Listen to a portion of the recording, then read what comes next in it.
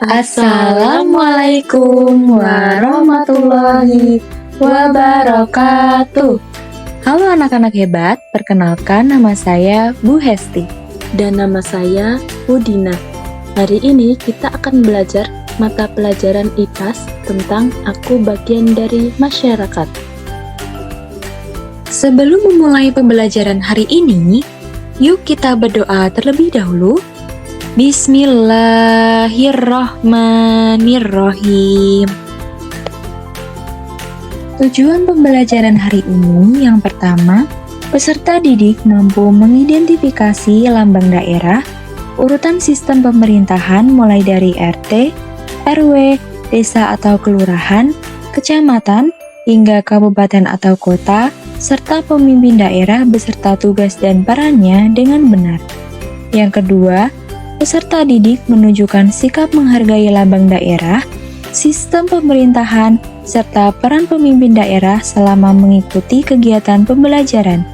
Yang ketiga, peserta didik mampu menyajikan hasil identifikasi tentang lambang daerah, urutan sistem pemerintahan, serta pemimpin daerah beserta tugas dan perannya secara lisan maupun tertulis dengan percaya diri. Yang selanjutnya ada peta konsep aku bagian dari masyarakat. Yang pertama, pengertian lambang daerah. Yang kedua, makna simbol pada lambang daerah. Yang selanjutnya, urutan tingkat pemerintahan daerah. Yang pertama, RT. Yang kedua, RW. Yang ketiga, desa atau kelurahan. Yang keempat, kecamatan. Yang kelima, kabupaten atau kota. Yang selanjutnya, pemimpin daerah dan tugasnya. Yang pertama, ketua RT. Yang kedua, ketua RW. Yang ketiga, kepala desa atau lurah. Yang keempat, camat. Yang kelima, bupati atau wali kota. Mari kita masuk pada materi pembelajaran hari ini. Lihat gambar itu. Oh, itu namanya logo daerah. Waktu keluar kota, aku melihat gambarnya berbeda dengan kota ini. Betul, aku juga pernah ke kota lain, gambarnya berbeda juga. Anak-anak, di kecamatan dan kabupaten atau kota manakah kalian tinggal? Apakah di kota Surakarta, kota Bandung, kota Semarang, kota Magelang, atau kota lainnya? Anak-anak, setiap daerah mempunyai logo atau lambang. Apakah kalian tahu logo atau lambang tempat kalian tinggal? Dalam lambang atau logo itu, ada gambar sesuatu yang menjadi ciri khas daerah tersebut. Dari gambar atau logo, kita bisa mengenal daerahnya. Apakah kalian sudah kenal daerah kalian? Mari kita pelajari. Apa itu lambang daerah? Lambang daerah adalah simbol resmi yang menjadi identitas suatu daerah. Setiap daerah memiliki lambang yang berbeda sesuai sejarah, budaya, dan ciri khasnya. Lambang daerah membantu masyarakat mengenali karakteristik suatu wilayah. Lalu, apa saja komponen lambang daerah?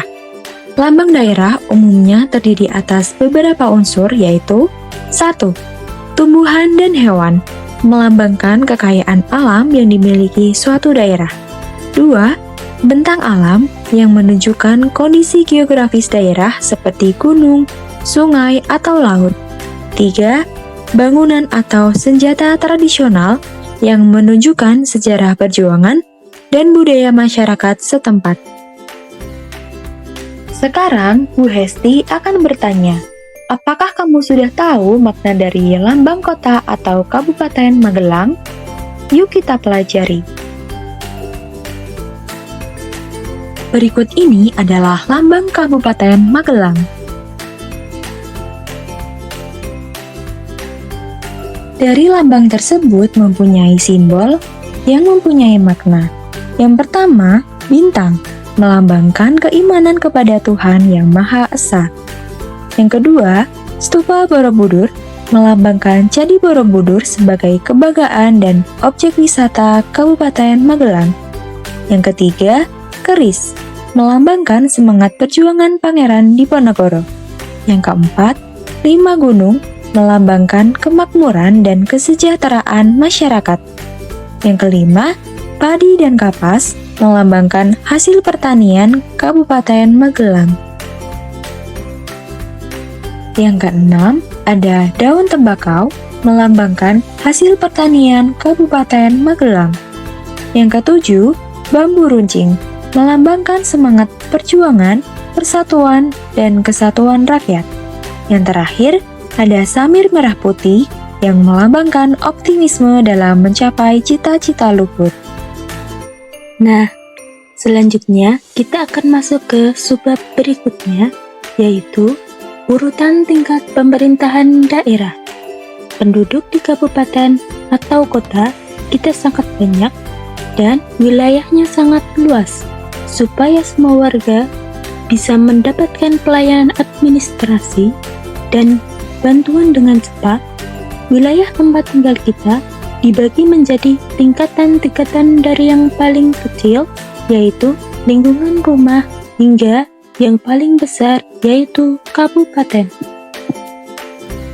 Selanjutnya, Budina akan bertanya apa yang kalian ketahui tentang pemerintahan daerah.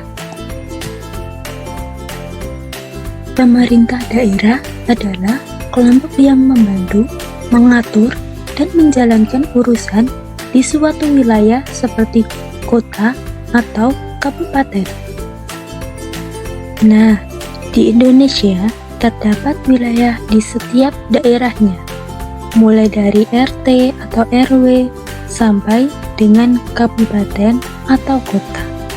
Jika diurutkan, maka dimulai dari rukun tetangga, rukun warga, desa atau kelurahan, kecamatan, kabupaten, atau kota.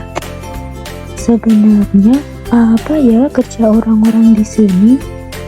Mengurus warga, kota, atau kabupaten kita, tapi penduduk kan ada banyak sekali. Bagaimana ya caranya? Tugasnya kan dibagi-bagi, makanya ada kecamatan dan kelurahan, dibantu juga oleh RW dan RT. Berikut ini adalah penjelasan dari urutan tingkat pemerintahan daerah dan tugasnya.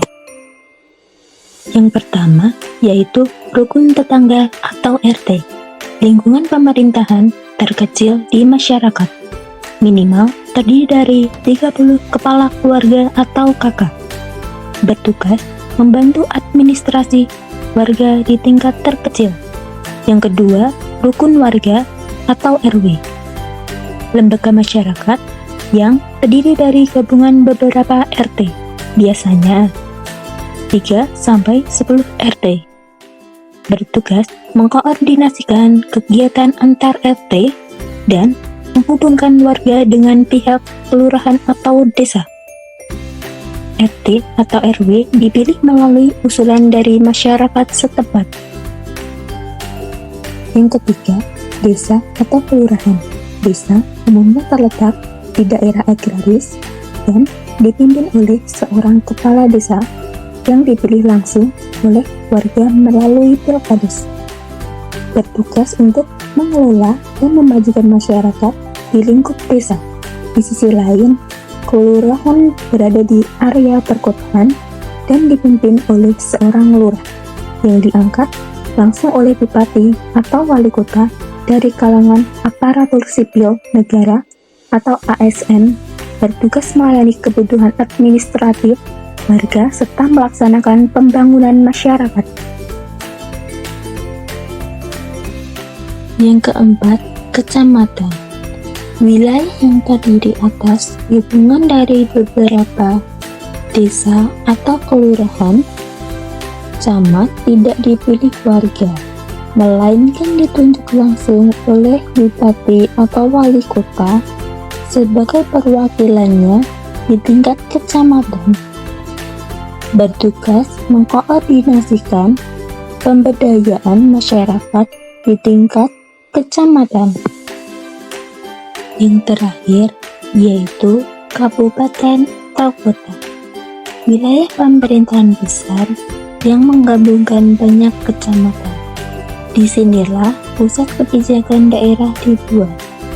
Bertugas memimpin seluruh wilayah kabupaten atau kota, menjamin kualitas pendidikan seperti sekolah dan pelayanan kesehatan seperti puskesmas atau rumah sakit, serta membangun sarana umum demi kesejahteraan rakyat.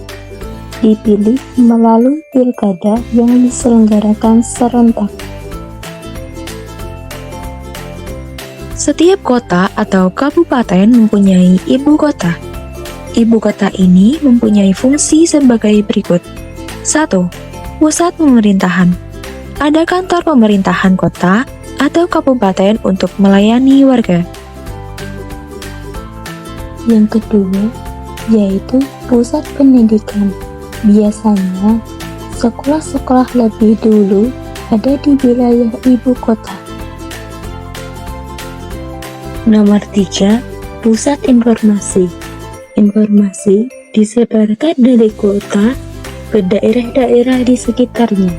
Ada yang melalui televisi, radio, surat kabar, dan internet. Yang terakhir adalah pusat kegiatan ekonomi. Umumnya di kota banyak kantor perusahaan. Selain itu, banyak pula kegiatan ekonomi, terutama perdagangan. Contoh di bawah ini adalah salah satu pusat perbelanjaan di kota Magelang. Sehingga dapat disimpulkan bahwa setiap daerah memiliki lambang sebagai identitas dan ciri khasnya. Pemerintahan daerah terdiri atas RT, RW, desa atau kelurahan, kecamatan, hingga kabupaten atau kota yang dipimpin oleh pemimpin dengan tugas masing-masing. Dengan mempelajari materi ini, kita dapat lebih mengenal daerah tempat tinggal serta menghargai peran pemerintah dalam melayani masyarakat. Nah, jadi seperti itulah para pemimpin yang ada di wilayah daerah kita beserta dengan tugas-tugasnya. Sekian dari Ibu, semoga dapat bermanfaat. Terima kasih sudah belajar dengan semangat. Sampai jumpa di pembelajaran selanjutnya ya. Wassalamualaikum warahmatullahi wabarakatuh.